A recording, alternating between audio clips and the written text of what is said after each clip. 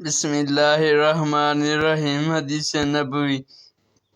جب رسول اللہ صلی اللہ علیہ وسلم مدینہ تشریف لائے تو لوگ کھجور میں 2 اور 3 سال تک کے لیے بھی سلم کرتے تھے۔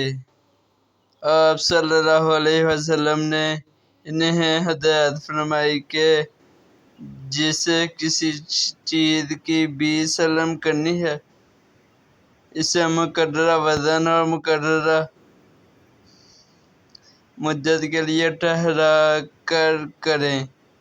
ہم سے علی نے بیان کیا، ان سے سفیان نے بیان کیا کہ کہا کہ مجھ سے ابن ابی نجی نے بیان کیا۔ اس روایت میں ہے کہ آپ نے فرمایا 20 سلف مقررہ وزن میں مقررہ مدت تک کے لیے کرنی چاہیے۔ جب نبی کریم صلی اللہ علیہ وسلم مدینہ تشریف لائے تو مدینہ کے لوگ پھلوں میں 1 سال یا 2 سال کے لیے 20 سلم کرتے تھے۔ انہوں نے یہ کہا کہ 2 سال اور 3 سال کے لیے کرتے تھے۔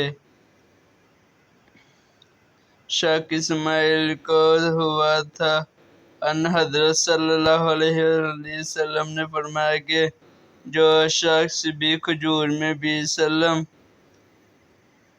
کرے اسے مقررہ پیمانے یا مقررہ وزن کے ساتھ کرنی چاہیے۔